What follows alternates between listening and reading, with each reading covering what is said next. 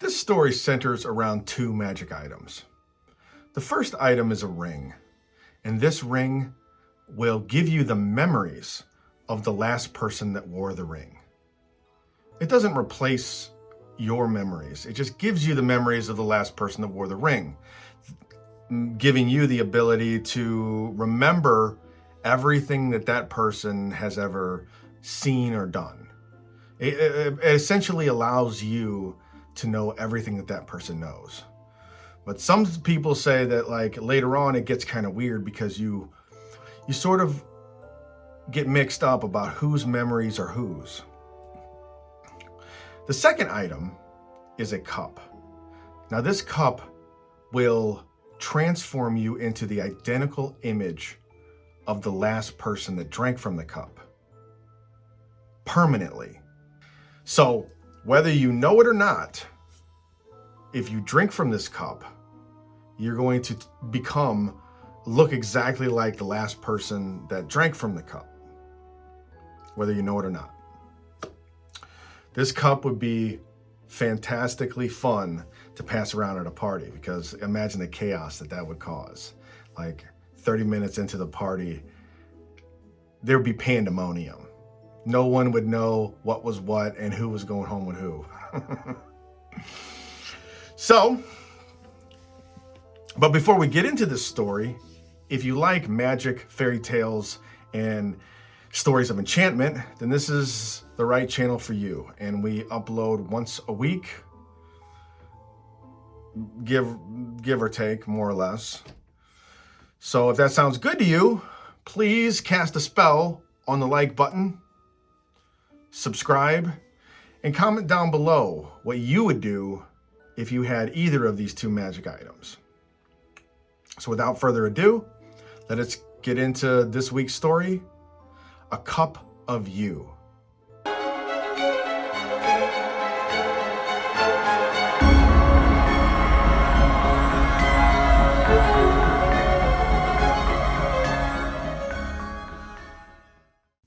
Once upon a time, there was a middle-aged woman named Hilda, who was married to an older cobbler who did very well for himself.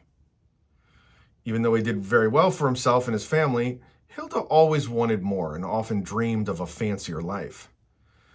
So when a well-to-do debtor presented the two with two magic items to repay a substantial debt that he owed to their family, Hilda couldn't believe her luck. The first of the magic items was a cup. The cup had the ability to transform the drinker into the spitting image of the last person who drank from it permanently. It allowed a person to know what it was like to live as someone else.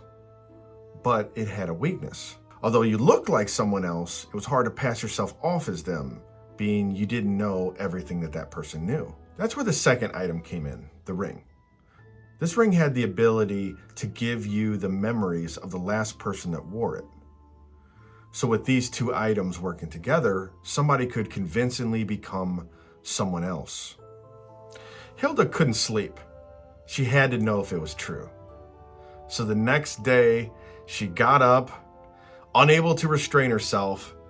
She immediately went to the market and tested the ring on an unsuspecting newborn. And it was true. Even though that newborn didn't have very many memories, the little memories it had came flooding into Hilda's head. And she was ecstatic. Now, the only question was, who does she want to be first? But a sharp scolding from her husband about how late she had been out made her decision very simple. She was tired of taking orders from him and him treating her like a servant. So, that night, taking advantage of the low light, she gave him his last cup of water for the night, tucked him into bed, and when he was fast asleep, she slipped the ring on. Even in the low light, she could see his face transform into a very old man who was kind of balding from the top of his head. It was thin and frail.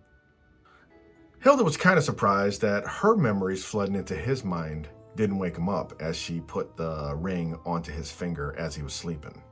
And when she took the ring off and put it on her finger, she was eager to find out and to see all the juicy little details about his life that maybe he had hidden from her. But to her disappointment, her husband was just as boring as she suspected he was, and so there was not much revealed by his memories. Then she sipped the cup. Immediately, she felt herself grow taller. She felt her strength double.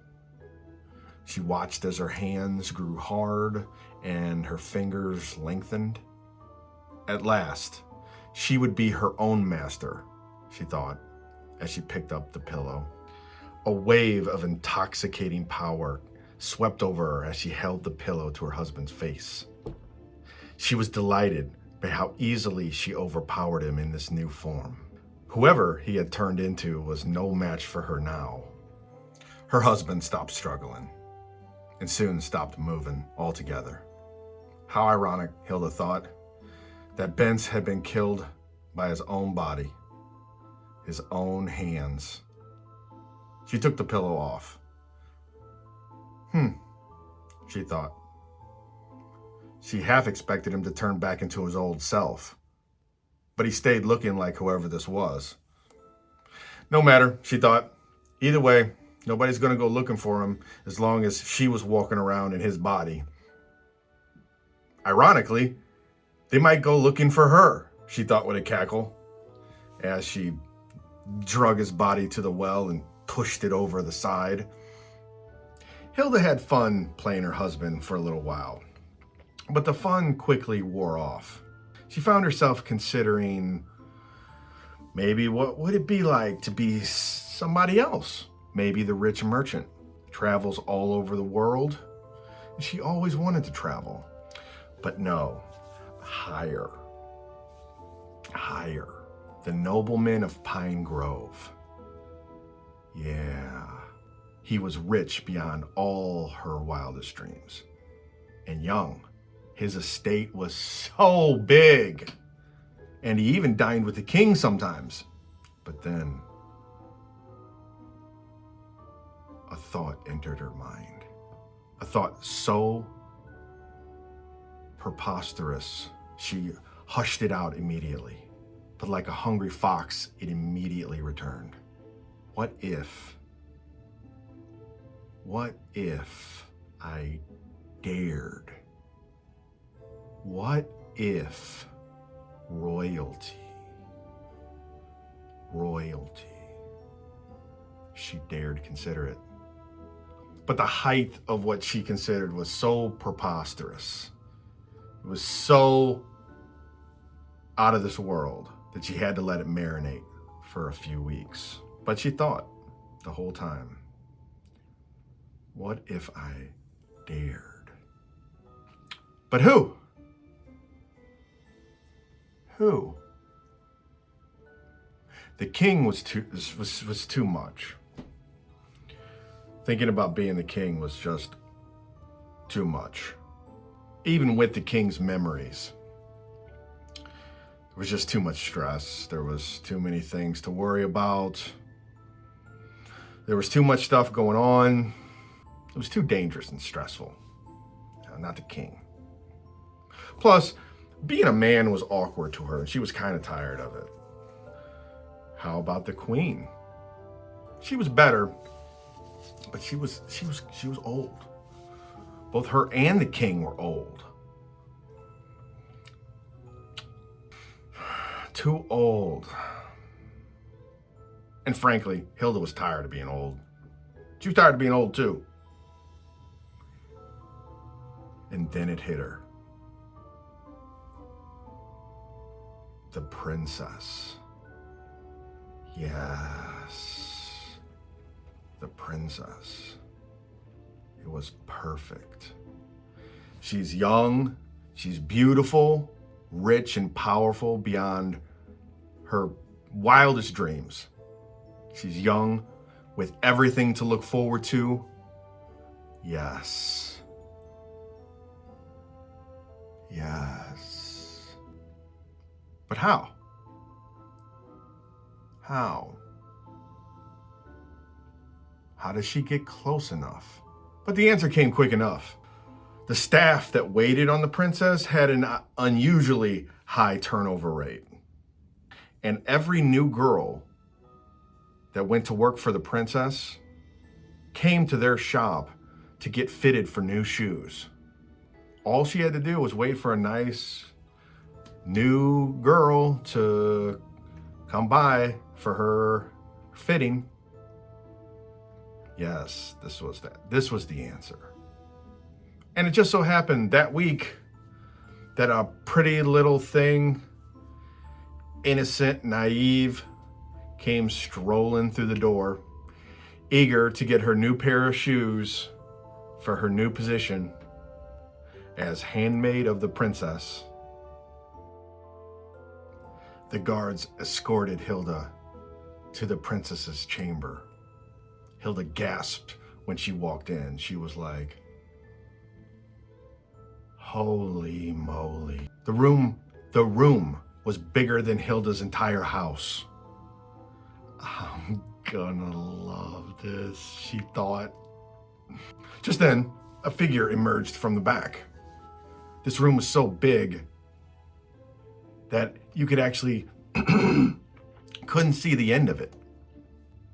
Come here, girl, a sharp voice rung out. Hilda, playing her part, bowed her head with a little smirk and scurried off to the other side of this massive room. Ooh, the princess was beautiful. Even more beautiful than she could remember at that public outing. She had long, flowing blonde hair, bright blue eyes. At first look, her stance was very proper. But her tone didn't match it at all. The way she looked was frail and delicate, but her tone was very stern. You weren't supposed to bring anything, the princess scolded. Just a few things, my lady, Hilda replied, looking at the little bag that she had brought that contained the cup and the ring. Just a few things for my lady, Hilda replied. Like what? The princess laughed. What could you possibly have that I want? This was moving quick, Hilda thought. Just my luck, she smiled. Like this ring, my lady. It's lucky. As soon as you put it on, you can feel the luck flow through you. She handed the ring to the princess. Is that right? The princess smirked. She slipped the ring on, preparing to mock her. But then a sudden strong wave of images flowed into her head.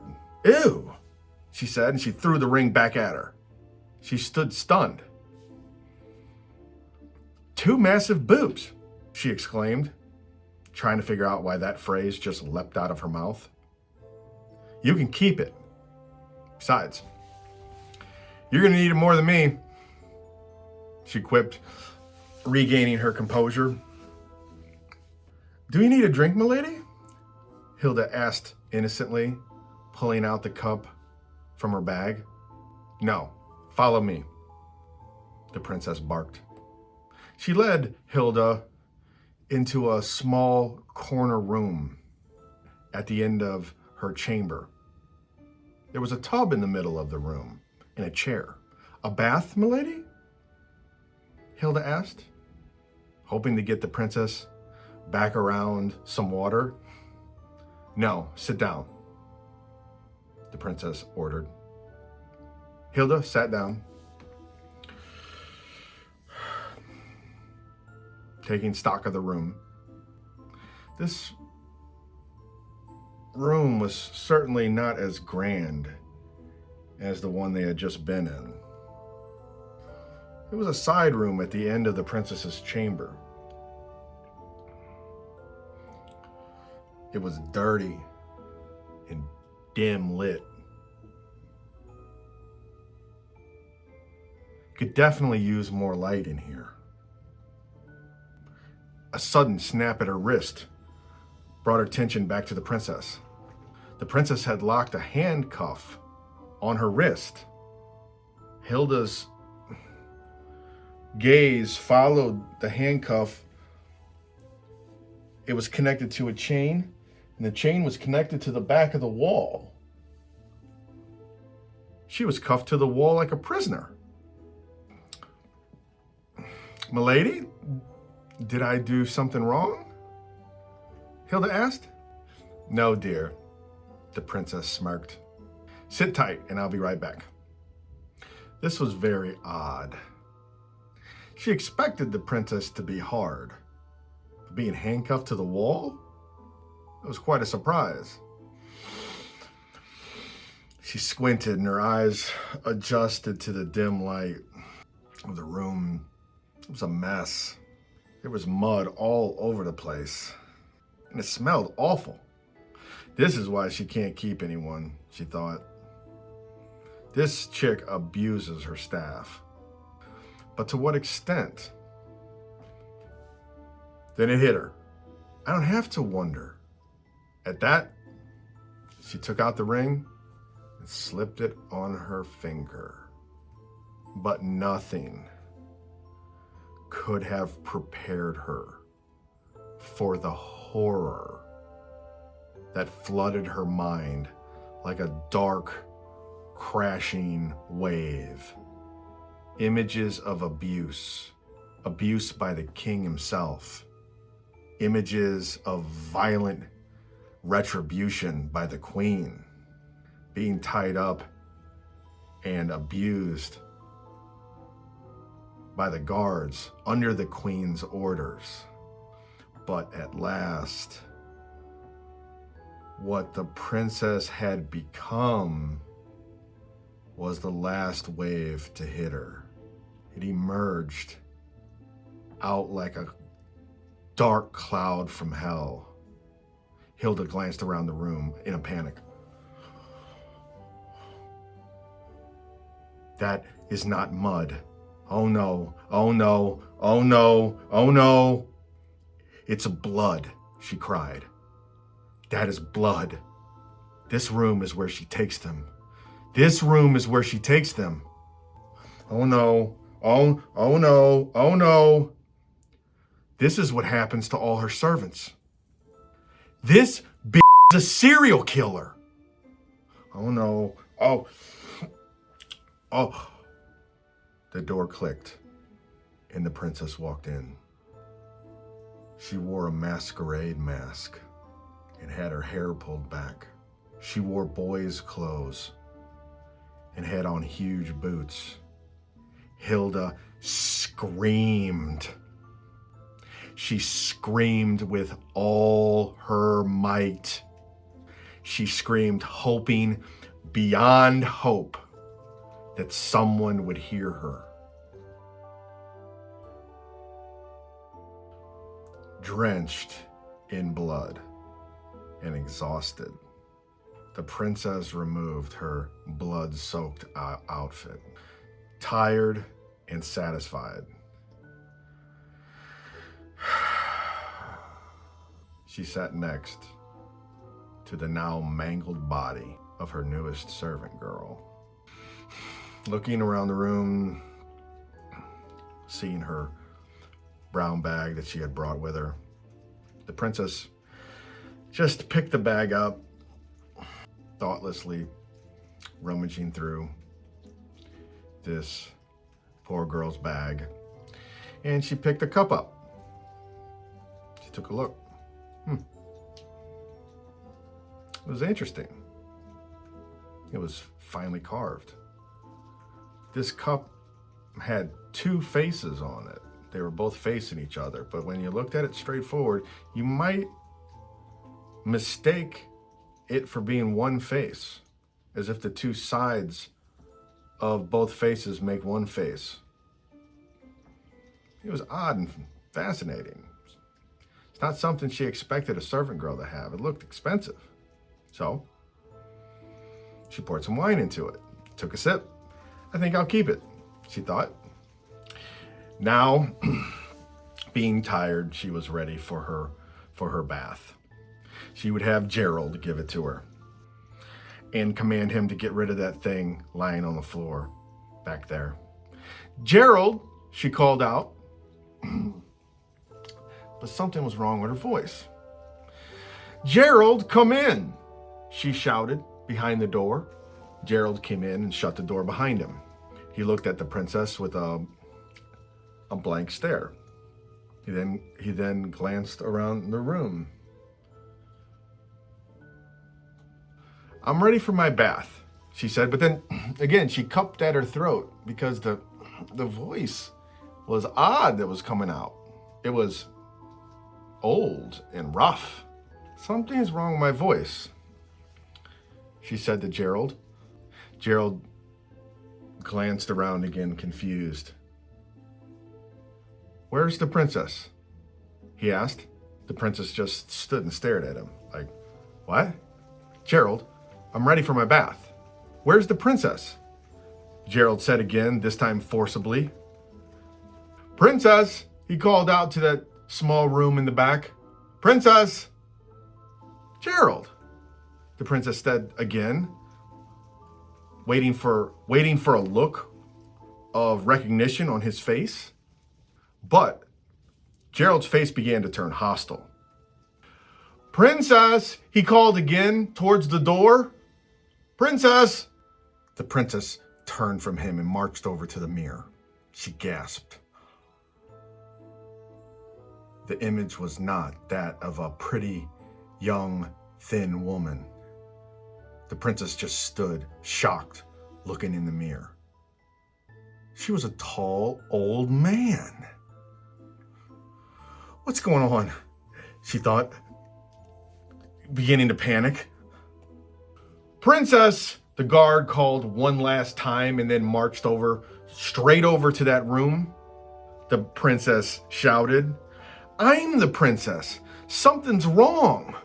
Gerald opened the door and immediately saw the mangled body of a thin, young woman with long blonde hair.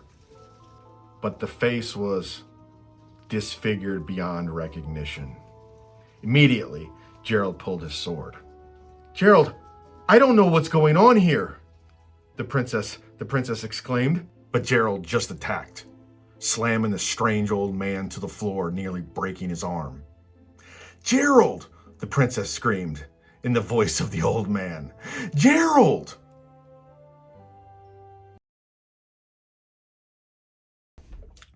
Three mornings later, the princess's murderer was put to death, tortured to death by the rack. His frail and old body just couldn't handle much. And to the surprise of the executioner, he never confessed. To his dying breath, this old man just screamed, I am the princess. I am the princess. Well, that's it for this story, folks. Hope you liked that one. That was A Cup of You. Again, please leave a like, subscribe, and in the comments, let me know what you would do if you had either of those two items. You know, there's a bunch of fun stuff you can do with a ring that will give you the memories of the last person who wore it. There's also a bunch of fun stuff you could do possibly with a cup that would transform you permanently into the last person that drank from it. There's a lot of fun things you could do with these two magic items. So give me a comment down below, and I will see you in the next story. Till then, you can check out our last story right here. All right, see ya.